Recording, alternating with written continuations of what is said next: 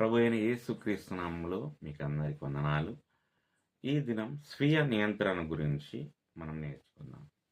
స్వీయ నియంత్రణ బైబిల్ ప్రకారము దేవుని చిత్తానికి అనుగుణంగా మన ఆలోచనలు, భావోద్వేగాలు మరియు చర్యలను క్రమశిక్షణలో ఉంచే సామర్థ్యం.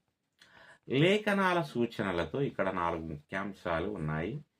మొదటగా, స్వీయ నియంత్రణ అనేది ఆత్మ యొక్క ఫలం. గలతీలకు రాసిన పత్రిక 5వ అధ్యాయము 22 నుంచి 23 వచనాలు గమనిస్తే, అయితే ఆత్మ యొక్క ఫలం ఏమిటంటే ప్రేమ, ఆనందము, శాంతి, ఓర్పు, దయ, మంచితనము, విశ్వాసము, సౌమ్యత మరియు స్వీయ నియంత్రణ. నిజమైన స్వీయ నియంత్రణ మనలో పనిచేసే పరిశుద్ధాత్మ నుండి వస్తుంది. రెండవదిగా, స్వీయ నియంత్రణ మనకు టెంప్టేషన్ను నిరోధించడంలో సహాయపడుతుంది.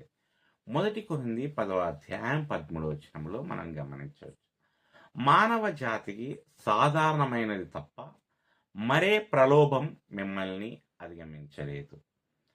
మరియు దేవుడు నమ్మకమైన వాడు, మీరు భరించగలిగే దానికంటే ఎక్కువగా శోధింపబడనివ్వడు. కానీ మీరు శోధించబడినప్పుడు మీరు దానిని సహించగలిగేలా ఆయన ఒక మార్గాన్ని కూడా ఇస్తాడు. స్వీయ నియంత్రణ ద్వారా మనం పాపాత్మకమైన కోరికలను అధిగమించవచ్చు. మూడవది, ఆధ్యాత్మిక ఎదుగుదలకు స్వీయ నియంత్రణ అవసరం. 2 పేతురు 1వ అధ్యాయం 5 నుంచి 6 వచనాలు, ఈ కారణంగానే మీ విశ్వాసానికి మంచితనాన్ని జోడించడానికి ప్రతి ప్రయత్నము చేయండి. మరియు మంచితనానికి జ్ఞానము, మరియు జ్ఞానము స్వీయ నియంత్రణ, మరియు స్వీయ నియంత్రణ పట్టుదల, మరియు పట్టుదలకు దైవభక్తి. స్వీయ నియంత్రణను పెంపొందించుకోవడం మన విశ్వాసాన్ని మరియు స్వభావాన్ని బలపరుస్తుంది.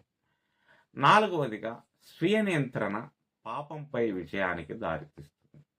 సామెతలు 25:28 వచనం, ఆత్మ నిగ్రహము లేని వ్యక్తి గోడలు బద్దలు కొట్టబడిన నగరంలా ఉంటాడు.